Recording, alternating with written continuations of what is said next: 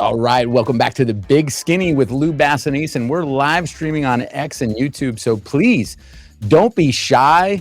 Join the conversation, change the direction a little bit, ask some tough questions of me, our fellow guests about their stock picks. Maybe you have a favorite already. We've already covered 4 stocks: CleanSpark, Joby Aviation, PayPal, and Dentsply. So we're covering the gamut: undervalued, momentum, growth, tech. I don't know what you call dental. That's healthcare. But now I'm going to bring in 2 guests that are always full of fresh ideas and big winners.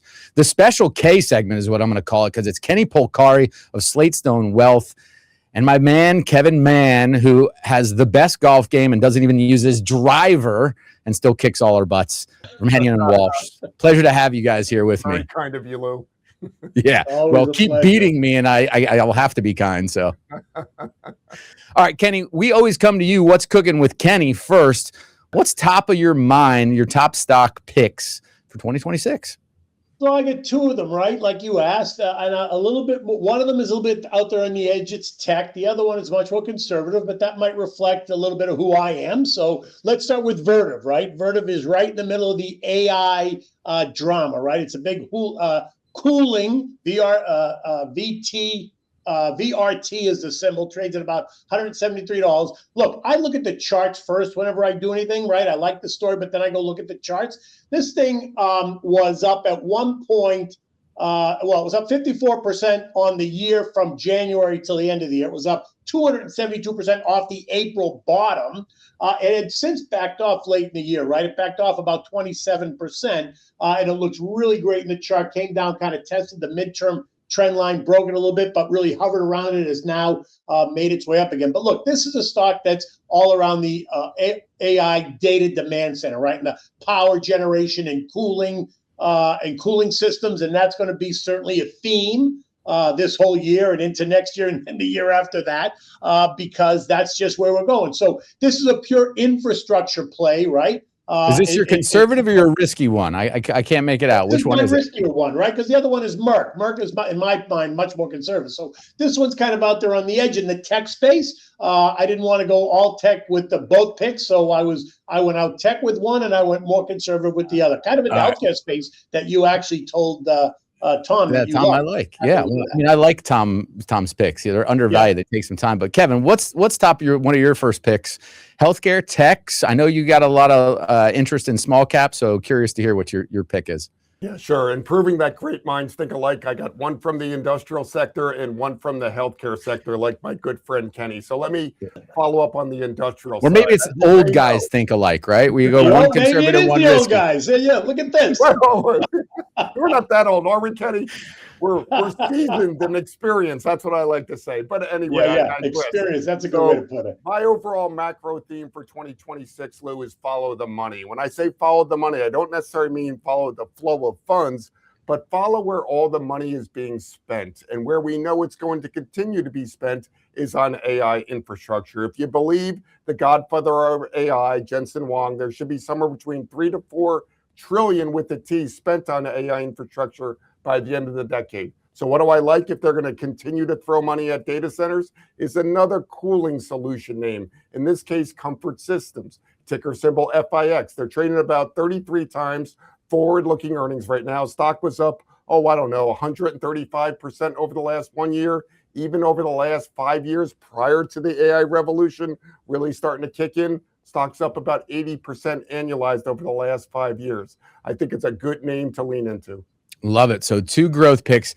I got a feeling your conservative picks still have plenty of room to run. So you went Merck, which had the best-selling drug ever known to man before the GLP-1s in Keytruda. Right. But why do you like it? What's the pipeline look like? What's gotten you excited about the future for Merck? So again, I'll look at the chart, right? It had a tough year from June of 24 to June of 25. The thing, fell out of bed, right? It was down about 45%. It found a base at around $75. It kind of built a base and has now started to lift its head as we move forward. Look, to your point, yes, Keytruda was one of their key was one of their key drugs. It was a drug that I've had my own experience with. So, that may play a little bit of a role in why I like it. But look, it's got a dominant franchise. It's got a great durable cash flow. It's also a great dividend payer. Not that, you're necessarily going to buy for the dividend, but you are going to buy for the dividend because in the fact of a downturn, it's going to hold up and it's going to pay you for owning it. But look, I think it's also got, it has one of the top selling oncology drugs in the world, like we just said.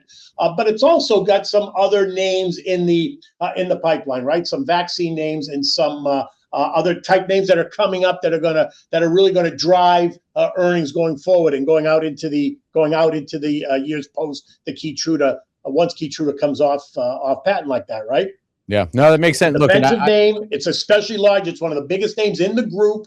And I think it's a safe play, especially if you're looking for some real large exposure in the healthcare space, like I do in the portfolio. And that's a name that I own. I'll continue to own it. I'll continue to buy it. I think it's, and I think it's got, look, if it breaks out here, I think it's got probably about, I don't know, a 13% increase from here. If it breaks out, the chart suggests it's going to test 120 from where it is today. And beyond that, if we continue to get good results, I suspect that this will continue to outperform. I never knew you were so focused on technicals too. I love it. It's a good mix, man. It's the Italian heritage, the cooking and stock trading all mixed in one. Yeah, I look at my listen, I like the story, but I immediately go to the charts and I look at the charts. And if the chart doesn't tell me what I like, then I'll just continue to watch it until the chart tells me what I like. And Merck is one of those ones. Actually, both of them. Merck and Vertiv are two of the names on, if you look at the charts, it's telling you a story. I let my wife tell me what I like officially. That's the official word. But Kevin, what's the second? Yeah, what's the second stock that you like? Your conservative pick that's got plenty of room to run.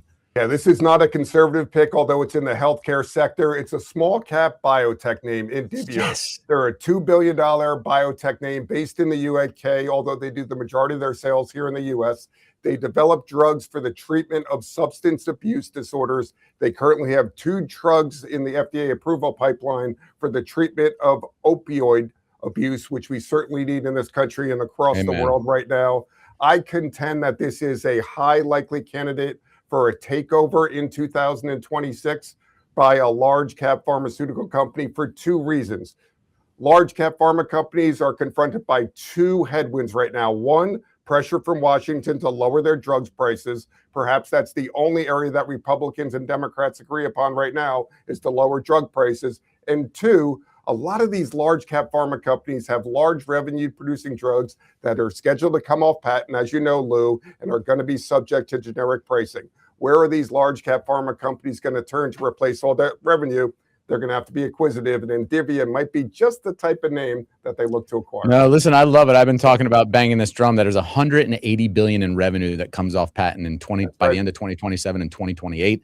Some of these mega caps are much more exposed to it than others. And look, I got to tell you, this is why I love crowdsourcing conviction, because you guys know I lost a brother to substance abuse, to a drug overdose. I had no clue this company existed. So now I'm interested. But at the same time, look, we've all been impacted in different ways. Personal connection to Merck. I appreciate you guys coming on and being willing to share your top ideas. I encourage everyone to return the favor by following you guys, because I know you got way more in you than just 2 stock picks for 2026. I think you got to have 2 per week every time you go on TV. So anyone like the housing sector, any picks there? We're getting pinged here to see if you guys might have a third pick in the housing or real estate related play, which I tell you was the only sector next to energy that did not perform very well last year out of the S&P 500. Yeah, right. No, I'm not. I haven't really looked. I should probably pay a little bit more attention to the housing sector, but I got a lot. There's so many other places to kind of look at. I just haven't focused on it. Yeah. I love Nail. Look at that. You're playing Nail, but remember, Nail is a triple levered home building name, right? So that's more of a strategic play. You don't buy Nail to own it in a portfolio for years and years. That's not what you do. Certainly it's okay to play as a strategic move. You're going to hold it for a short period of time, but I would never own Nail as a core name in any portfolio.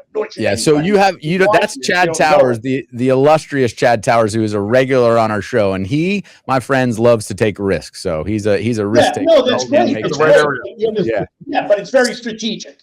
So Kevin, anything real estate related for you? I mean, I'm going to tell you, I completely have nothing in real estate. I'm just don't see it as an opportunity yet.